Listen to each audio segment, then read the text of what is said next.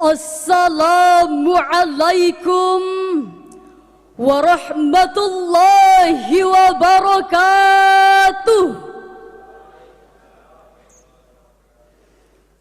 Alhamdulillahilladzi aujaba az-zakata ala kulli muslimin. As-salatu wassalamu ala khairil ibad wa ala alihi wa ashabihi wa man tabi'ahu lil i'timad. Amma ba'd. Dewan Hakim yang arif dan bijaksana, hadirin sebangsa dan setanah air yang kami banggakan. Sampai saat ini, di Indonesia negeri yang kita cintai, kemiskinan dan pengangguran masih menjadi masalah yang belum terselesaikan. Fenomena ini terus menghantui hidup dan penghidupan masyarakat. Berbagai kebijakan telah digulirkan oleh pemerintah. Namun bukan berarti kita harus menyerah, bukan berarti kita harus berkeluh kesah. Sebab sikap itu hanya akan membuat ekonomi bangsa semakin lemah, kemiskinan semakin parah, kehidupan masyarakat semakin susah, daya beli semakin rendah, pengangguran semakin mewabah, pembangunan bangsa semakin tak menentu arah, bahkan derajat bangsa akan runtuh ke level yang paling bawah. Na'udzubillahi min dzalik. Padahal hadirin, cita-cita bangsa ini adalah menjadi bangsa yang maju, bangkit dan mampu bersaing dengan bangsa-bangsa lainnya. Oleh karena itu, mengingat betapa pentingnya hal tersebut, maka pada kesempatan kali ini kami akan menyampaikan sebuah syarahan Al-Quran yang berjudul Pengelolaan Zakat Produktif dan Cash Wakaf sebagai penguatan kesejahteraan umat. Dengan rujukan Al-Quran Surah At-Taubah ayat 103. A'udzu billahi minasy syaithanir rajim.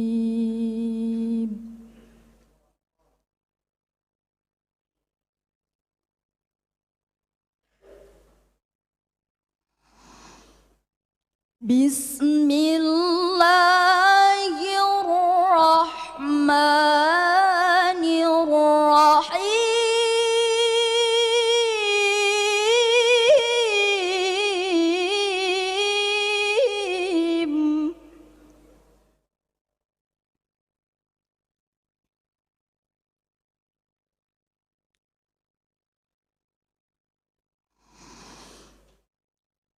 Khudh min amwalihim sadaqatan tutahhiruhum wa tuzakkihim biha wa salli alaihim.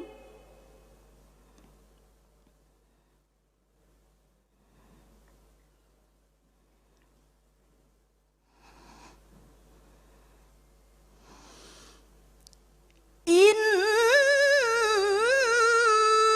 salataka sakanun lahum wallahu sami'un alim.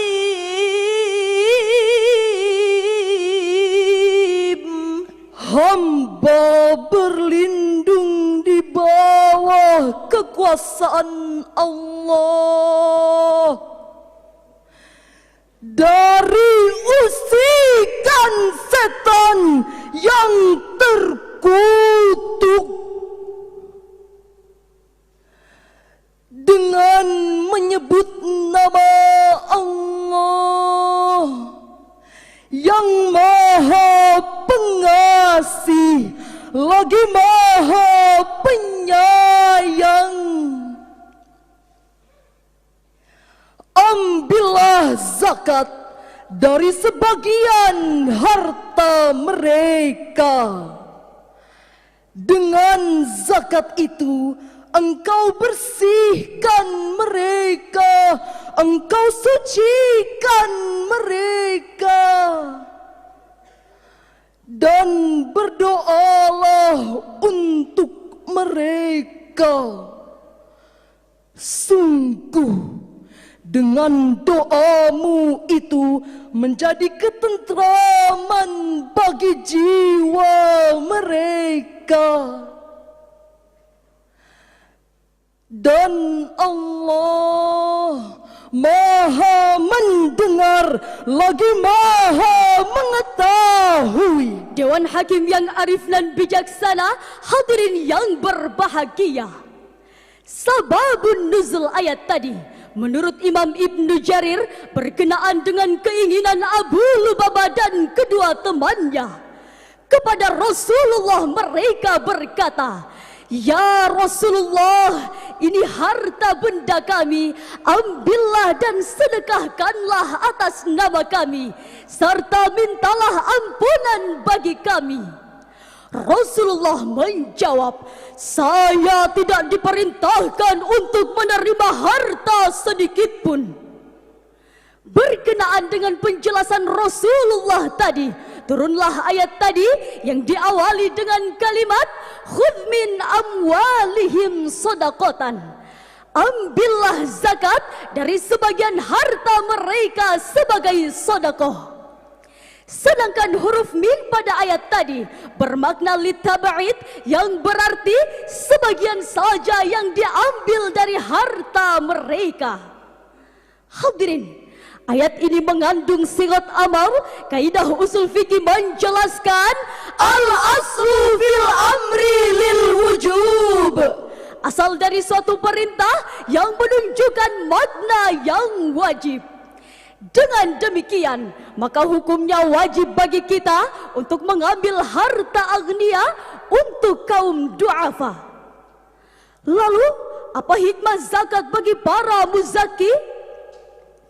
Profesor Dr. Wahbah Az-Zuhaili dalam tafsirnya Munir halaman 258 ayat tadi menjelaskan tutahhiruhum wa tuzakkihim biha, ay tutahhiruhum biha min da'il bukhli wa tam'i wa tuzakki anfusahum biha.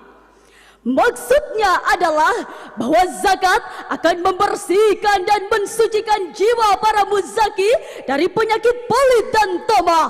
Penyakit ini yang harus dihilangkan dari kalbu kita. Sebab seandainya kita seorang hartawan yang bakhil dan serakah, apa bedanya dengan Qarun dan Sa'labah? Seandainya kita seorang penguasa yang tamah dan besar mulut, apa bedanya dengan Fir'aun, Namrud dan Jalut? Fungsinya bukan sebagai pelindung rakyat, tapi pemeras, perampas, penindas, bahkan pemakan hak-hak rakyat. Betul hadirin?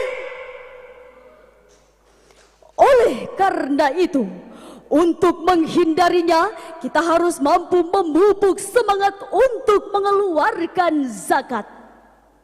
Lalu, kepada siapakah zakat itu disalurkan?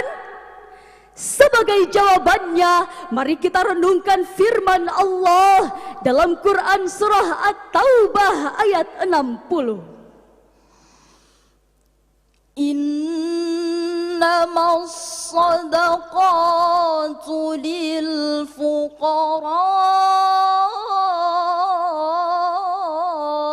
wal masakin wal 'amilina 'alayha.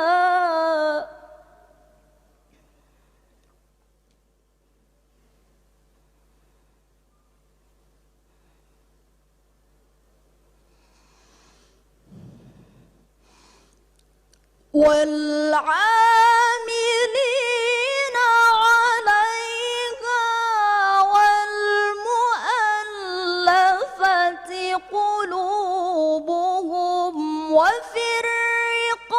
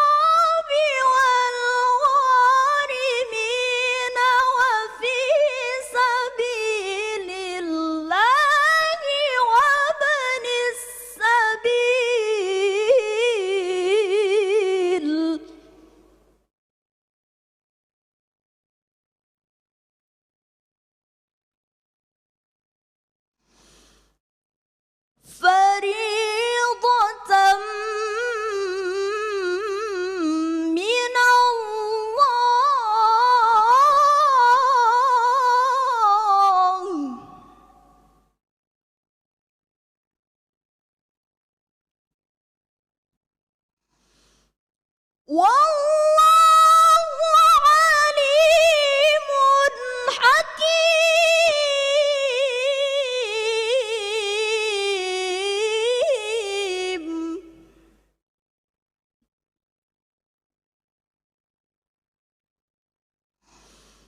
Wallahu alimun hakim.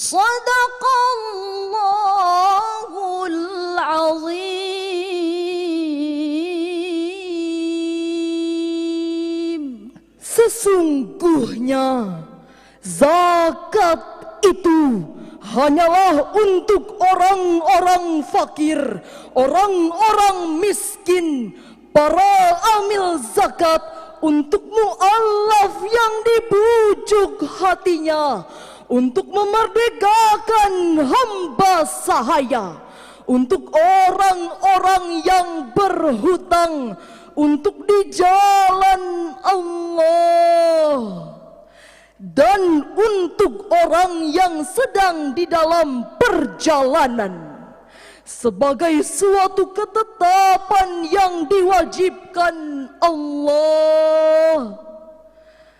Dan Allah Maha mengetahui lagi Maha bijaksana. Maha benar Allah dan Maha agung dengan segala firman-Nya. Dewan Hakim yang arif dan bijaksana, hadirin sebangsa dan setanah air yang kami banggakan. Ayat tadi diawali dengan kalimat innama. Menurut ilmu balaghah, merupakan adatulil qasri yang berfungsi untuk menspesifikasikan sesuatu. Ayat ini juga merupakan deskripsi Allah tentang skala prioritas penerima harta zakat bagi orang-orang fakir dan miskin. Lalu, bagaimanakah kaitannya dengan kondisi bangsa kita saat ini? Apakah masih banyak orang-orang fakir dan miskin? Jawabannya masih banyak, hadirin. Lihatlah ke pelosok-pelosok tanah air, desa-desa tertinggal, bahkan kota-kota besar sekalipun. Tidak sedikit masyarakat kita yang hidupnya dengan sandang pangan yang papan dan tak layak. Mereka hidup melarat hingga akhirnya sekarat. Padahal zakat yang seharusnya mampu menumbuhkan ekonomi umat, justru masih banyak yang belum sadar membayar zakat. Hadirin rahimakumullah. Menurut data Basnas, potensi zakat di tanah air pada tahun 2021 mencapai angka 327,6 triliun rupiah. Namun realisasinya hanya mencapai angka 71,4 triliun rupiah saja. Artinya hanya 21,7% umat Islam yang baru sadar membayar zakat. Padahal uangnya berlipat, tapi pelitnya laksana orang jahat. Tak peduli nasib kaum melarat yang hidupnya hampir sekarat. Jika kondisinya seperti itu, bukan pemerataan ekonomi namanya, tapi justru menimbulkan pendiskriminasian. Tanaman subur di tanah gembur, Tanaman sekarat tidak terawat, yang makmur tambah makmur, yang melarat semakin melarat. Betul? Padahal hadirin, dengan jelas Rasulullah mengatakan, laisal mu'min alladhi yasba'u wa jaruhu ja'i'un ila jambih. Tidak dikatakan seorang mukmin yang hidupnya kenyang sendirian, sementara tetangganya tidak bisa tidur karena kelaparan. Mengapa demikian, hadirin? Sebab sikap kapitalis, borjuis, egois dan individualis dan Islam mendobrak sistem tersebut dengan prinsip kaila yakuna dulatan bainal aghniyai milkum, agar harta tidak berputar di kalangan orang-orang kaya tapi justru berputar pada kaum du'afa. Oleh karena itu, untuk mempertebal keimanan dan ketakwaan, maka para amil zakat harus mampu mengeluarkan zakat secara tepat dan akurat. Jika sikap ini yang kita aplikasikan setiap hari, insya Allah kesejahteraan yang merata bukan lagi angan-angan, lenyapnya kemiskinan bukan menjadi impian, tapi justru terasa nyata dalam kehidupan. Dengan demikian, syarahan tadi dapat kita ambil kesimpulan bahwa zakat adalah syariat yang wajib kita tunaikan, sedangkan wakaf adalah syariat yang patut kita amalkan. Jika zakat dan wakaf telah ditunaikan oleh agniya dan dilakukan secara profesional, maka akan sanggup mensejahterakan masyarakat, memperkokoh ekonomi umat, sekaligus menjadi jembatan yang kuat untuk mengurangi kaum fakir dan melarat. Sehingga masyarakat kita menjadi masyarakat yang sejahtera dalam naungan ridho Allah. Karena dengan zakat, bangsa Indonesia menjadi bangsa yang hebat, pulih lebih cepat, bangkit lebih kuat. Sebelum kami menutup syarahan kali ini, izinkan kami menyanyikan sebuah lagu yang dipopulerkan oleh Bung Haji Rhoma Irama yang telah kami ubah sedikit liriknya. Yang miskin jangan bersedih, yang kaya janganlah bangga, yang kaya harus berderma kepada orang tak punya. Derajat manusia di sisi Tuhannya bukan karena hartanya. Derajat manusia di sisi Tuhannya karena iman takwanya. Karena iman takwanya.